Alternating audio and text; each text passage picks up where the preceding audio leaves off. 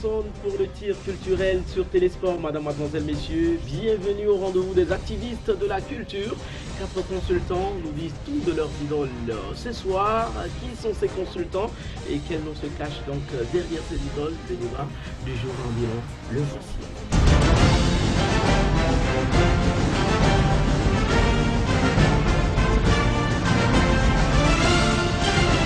Ce soir, un consultant, une idole, et nous voici une fois encore en présence donc de Horus qui se moule dans la peau donc d'un historien et qui nous parle donc ce soir de Thomas Sankara. Voici donc la personnalité qui a marqué ce temps, qui marque encore ce temps.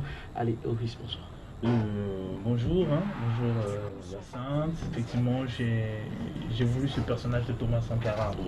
Parce que il y a les idées de ce personnage, il y a les actions. Quand tu vas au Burkina, tu sens encore des relents de ces actions-là. C'est ça.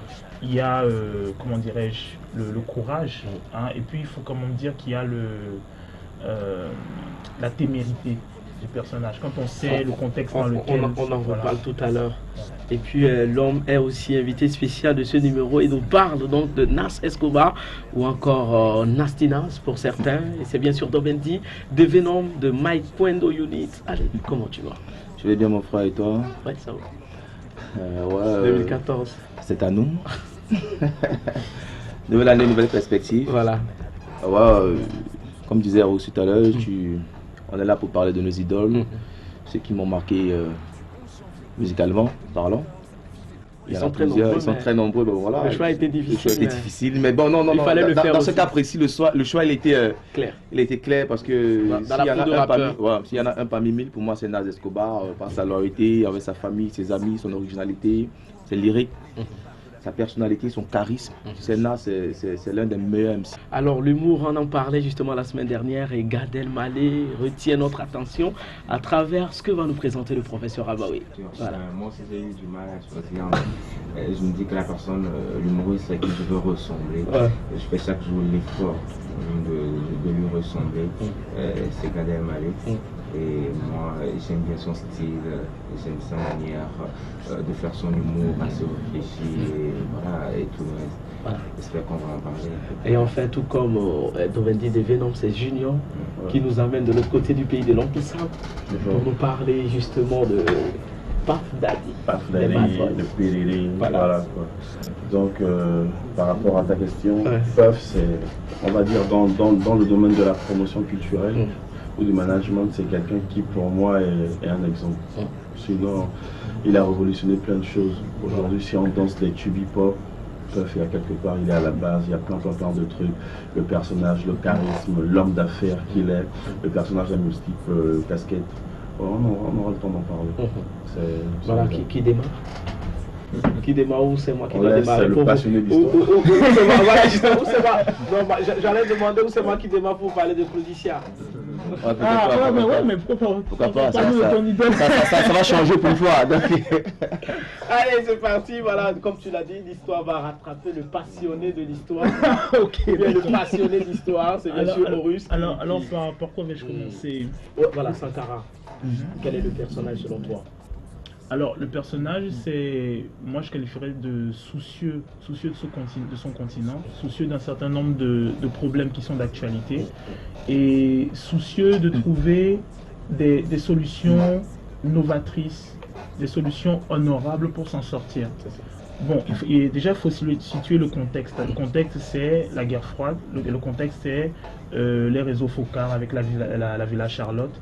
Le contexte c'est des pays voisins qui ne partagent pas forcément les mêmes visions que Sankara.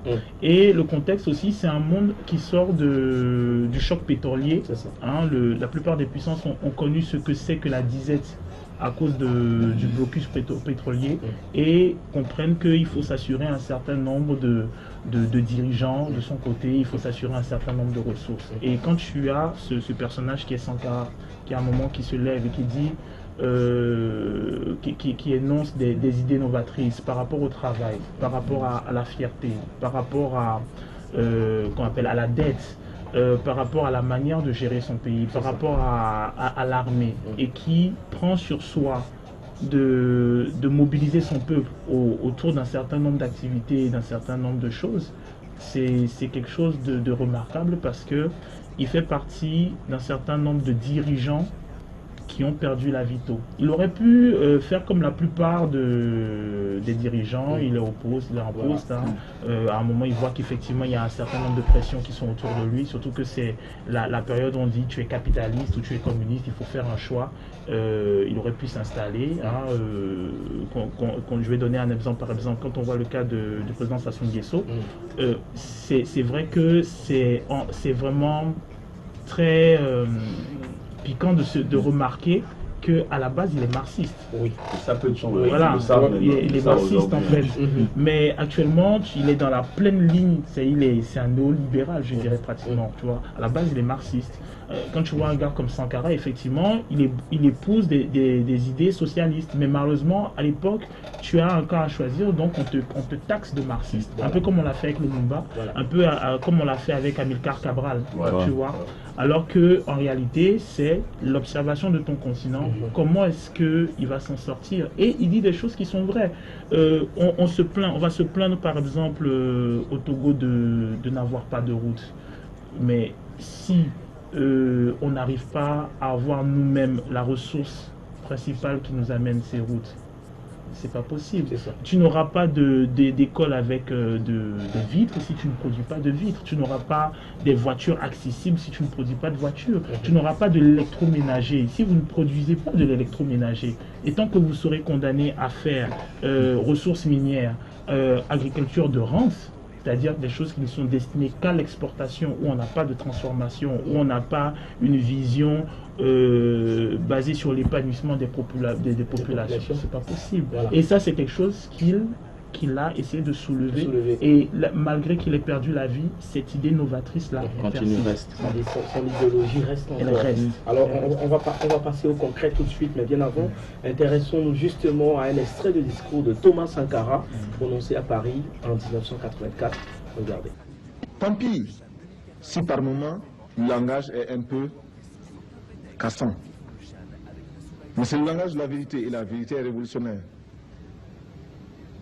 Nous pensons aussi que notre rôle est de tout faire pour établir les meilleures relations entre les peuples. Car j'insiste, les gouvernements ont leur logique, les gouvernements ont leur politique. Et ce n'est pas avec le gouvernement que nous voulons travailler. Nous ne le faisons que lorsque nous sommes obligés de passer par le gouvernement. Nous voulons directement mettre notre peuple au contact des autres peuples. Il n'appartient pas à l'ordre Voltaire d'apporter sa caution à un quelconque gouvernement. Et nous sommes certains que ceux qui aiment leur peuple aiment les autres peuples. Et ceci est extrêmement important et capital pour nous. Ceci est d'autant plus capital qu'il explique que nous ne voulions pas exporter notre révolution. Il explique que nous ne voulions pas nuire à qui que ce soit. Il explique aussi pourquoi nous entendons avoir les meilleures relations, non seulement avec nos voisins, mais avec tous les autres peuples. Alors voilà donc un discours qui se situe dans le contexte que tu nous as tracé tout à l'heure. Oui, par exemple, là par exemple, quand tu vois cet exemple de discours, tu sens qu'on appelle la témérité de l'homme, mais en même temps mélangé avec le pragmatisme. La témérité, pourquoi? Parce que années 80, c'est l'amener de François Mitterrand. Vous savez, la politique, elle est très subtile. Malheureusement, en Afrique, je pense que c'est maintenant que la jeunesse commence à comprendre un peu cela. L'Afrique a mis du temps à comprendre cela. La politique, elle est très subtile. François Mitterrand, par exemple, qu'on qualifiait de socialiste, c'est quelqu'un qui a travaillé pour le ministère des colonies. Alors, François Mitterrand, c'est celui qui vient signer dans les années 50 un accord avec Houphouët pour qu'il quitte le Parti communiste. Donc, ce n'est pas à proprement parler quelqu'un qui est pour le... De toute façon, on va le voir avec les réseaux FOCA, c'est pas quelqu'un qui vient prôner la libéralisation. Non, l'Afrique est une richesse. Actuellement, il y a même beaucoup de gens qui s'inquiètent quand on dit oui, l'Afrique c'est l'avenir, l'Afrique c'est l'avenir, mais voilà, on nous a déjà fabriqué le Soudan du Sud avec les révoltes, on voit ce qui se passe avec la RCA, en occultant le fait que quand on voit la République centrafricaine, Boganda a disparu, on a placé Dako, on l'a sauté, on a mis Bokassa, on l'a sauté, on a remis Dako, Bon, et tout ça on occulte. On fait un travail de communication pour que les gens puissent au fur et à mesure se dire que cette histoire, ce pan de notre passé, il est à diluer, il est à occulter. Alors, et quand tu vois par exemple Sankara qui à un moment dit, par rapport au discours, dit oui, nous ne voulons pas converser avec les gouvernements, nous voulons avoir un rapport peu à peu, c'est que effectivement il est toujours dans sa démarche révolutionnaire qui est de fédérer les peuples autour d'une idée novatrice, mais de rassurer aussi les gouvernements qui s'inquiètent que la révolution sankarienne, si je dois l'appeler comme ça, fasse tache d'huile. Voilà. Hein, et pour à titre d'information, c'est une révolution qui a inquiété beaucoup de gens parce que Sankara avait par exemple de bons rapports avec J.J. Rawlings, mais n'avait pas par exemple de bons rapports avec le système d'ici à la base. Donc voilà, ce sont des choses. Alors quand on quitte ce discours et ce contexte et on revient au personnage, qu'est-ce qui fonde toi, ton attachement vis-à-vis de Thomas Sankara? C'est le premier constat, en grande ligne, c'est le fait de m'apercevoir que beaucoup de choses qu'il a dites sont vraies, que beaucoup de choses qu'il a dites sont pertinentes. C'est peut-être le fait de m'apercevoir qu'en tant que jeune, que au fur et à mesure que tu t'avances, que tu grandis, que tu vois tes frères, tes sœurs, on est tous des frères africains, et que tu t'aperçois qu'effectivement il y a des jeunes qui se battent. Alors on va revenir à ta conclusion tout à l'heure, et Dovendi